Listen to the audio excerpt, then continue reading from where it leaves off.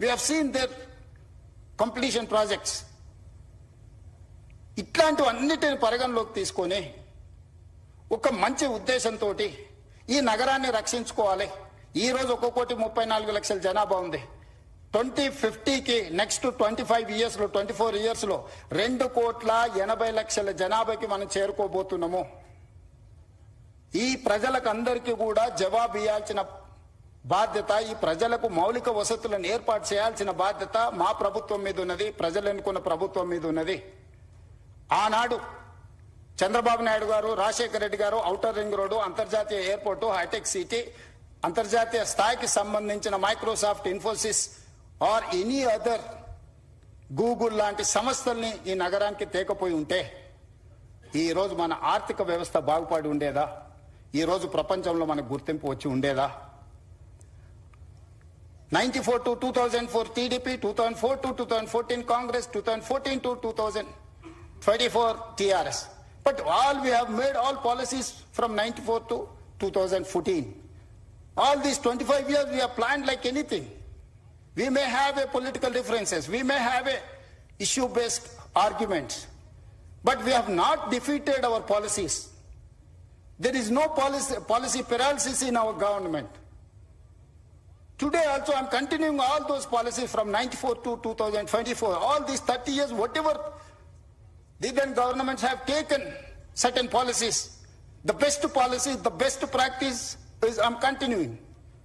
The other issues, wherever I am getting some problem, wherever I am getting some feedback, I am improving my policies.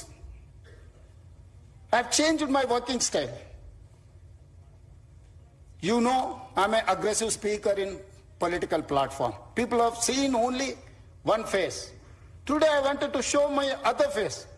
Today I got a responsible position. I have to deliver. I cannot sit just like that. ఇంత పెద్ద బాధ్యత ఇచ్చినప్పుడు ఏమి చేయకుండా కూర్చొని 16-17 మంది ముఖ్యమంత్రులు ఉమ్మడి రాష్ట్రంలో, తెలంగాణ రాష్ట్రంలో వస్తే కొద్ది మందే గుర్తున్నారు. ఎందుకు?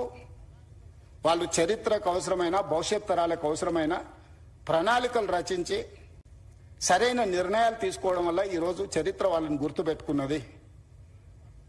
నిజాం పోయినా, నిజాం వారసులు లేకపోయినా ఈరోజు అభివృద్ధి అనే ప్రణాళికల మీద చర్చ చేసినప్పుడు నిజాం గురించి మనం ఎందుకు చర్చించుకుంటున్నాం?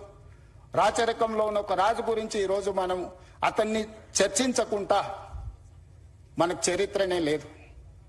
అతను నిర్మించిన వారసత్వ సంపదను వినియోగించకుండా మన అభివృద్ధి ప్రణాళికలే లేవు. Charminar, it is not symbol of Charminar, just tourism spot. He has designed everything around Charminar. You go and see special economic, he has created special economic zone. మీకు అక్కడ పర్ల్స్ మన దగ్గర ఉత్పత్తి, వరల్డ్స్ బెస్ట్ పర్ల్స్ మీకు చార్మినార్ దగ్గర దొరుకుతాయి. World's best bangles Charminar దొరుకుతాయి. మీకు పత్తర్ గట్టి, కబూతర్ ఖానా, Mozamjahi market, you see everything. ప్రపంచంలో దొరికే ప్రతి వస్తువును గుల్జార్ హౌస్ నుంచి మొదలు పెడితే చార్మినార్ చుట్టూతా ఒక స్పెషల్ ఎకనామిక్ జోన్ నిజాం సర్కార్ క్రియేట్ చేసింది. కాబట్టి ప్రపంచంలో ఏ పర్యాటకులకు వచ్చినా ఆడపిల్లలకు గాజులు కొనుక్కోవాలన్నా, లేకపోతే కన్న కూతుర్లకి మీకు పర్ల్స్ కొనుక్కోవాలనుకున్నా, లేకపోతే ఇతర ఏం కొనుక్కోవాలన్నా, ఏ రకమైన పక్షులు, జంతువులు ప్రపంచంలో ఎలాంటి పక్షిని, ఎలాంటి జంతువుని చూడాలన్నా కబూతర్ ఖానాకి వెళ్తే నువ్వు అన్ని చూడగలుగుతావు.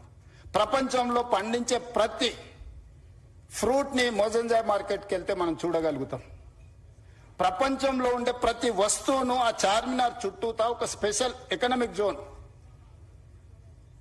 సో ప్రతి అంశాన్ని నిజాం ఆ రోజు విజువలైజ్ చేసి భవిష్యత్ తరాలకు ఏం అవసరం ఉందో ఒక స్పెషల్ ఎకనామిక్ జోన్ నే మనకి ఇచ్చింది. ఎడ్యుకేషన్ ఇన్స్టిట్యూట్, ఉస్మానియా యూనివర్సిటీ నుంచి Nizam college, Aliya junior college, NIMS orthopaedic, Niloufer hospital, you see every specialisation. ఈ రోజు కార్పొరేట్ హాస్పిటల్స్ మేము స్పెషలైజ్ చేసినాం, స్పెషలైజ్డ్ హాస్పిటల్స్ ప్రారంభించడం అని ఈ రోజు చెప్తారు. కానీ 100 years back, way back, Nizam has created everything. ఇంత అద్భుతమైన నగరాన్ని మనకు వారసత్వం ఇస్తే ఈ గొప్ప మూసా నది, ఈసా నది సంగమం, ఎక్కడైతే సముద్రాల సంగమం, నదుల సంగమం ఉందో, మహాత్మా గాంధీ గారిని ఆనాటి దుర్మార్గులు పొట్టన పెట్టుకుంటే వారి అస్థికలను వారి స్ఫూర్తినివ్వడానికి వివిధ రాష్ట్రాలకు దేశంలో వివిధ ప్రాంతాలలో పెట్టారు. కన్యాకుమారి దగ్గర 2 సముద్రాలు కలిసే చోట మహాత్మా గాంధీ గారి యొక్క అస్థికలను పెట్టడం ద్వారా ఈ రోజు అదొక పెద్ద పర్యాటక కేంద్రంగా ప్రపంచం అంతా అక్కడికి వచ్చి చూస్తుంది. కన్యాకుమారిలో ఏదైతే నిర్ణయం తీసుకొని పెట్టినరో ఈ రోజు మూసా ఈసా నదుల సంగమం లంగర్ హౌజ్లో కూడా బాపు ఘాట్ కూడా అలాంటిదే. కానీ బాపు ఘాట్ ఎందుకు కనుమరుగైంది? బాపు ఘాట్ ఉంది, 2 నదుల సంగమం అని ఇక్కడ ఉన్న ఎంతమంది మనం గుర్తించి మనం ఆ ప్రాంతాన్ని చూడడానికి మనం వెళ్తున్నాం?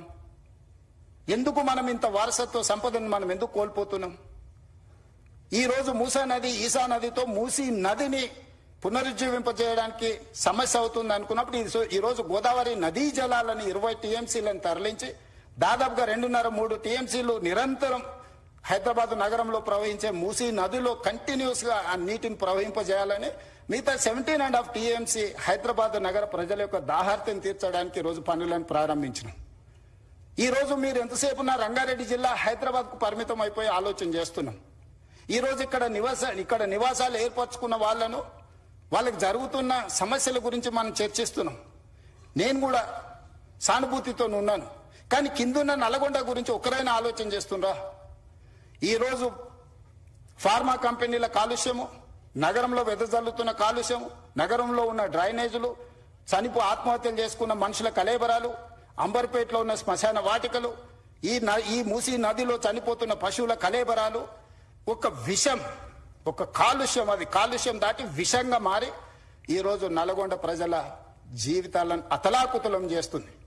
ఒక స్టడీస్ ప్రకారము world health organisation has given no ఇక్కడ లివబుల్ కండిషన్స్ లేదు, నివాస యోగ్యమైన ప్రాంతం కాదు బికాస్ ఆఫ్ ఫ్లోరైడ్ అని చెప్పి ఒక పక్కన నల్గొండ ప్రజలకు ప్రకృతే ఒక శిక్ష విధిస్తే ఈ రోజు మానవ తప్పిదాల వల్ల ఈ రోజు మూసీ నది పరివాహక ప్రాంతంలో ఉన్న గ్రామాలు భువనగిరి నుంచి ఆలేరు వరకు, ఆ కిందికి వెళ్తే వాడపల్లి వరకు వెళ్తే ఆ నదీ పరివాహక ప్రాంతంలో నివసిస్తున్న వాళ్లకు ఆడపిల్లలకు పెళ్లి అయితే ప్రెగ్నెన్సీ ప్రాబ్లమ్స్ ఉన్నాయి.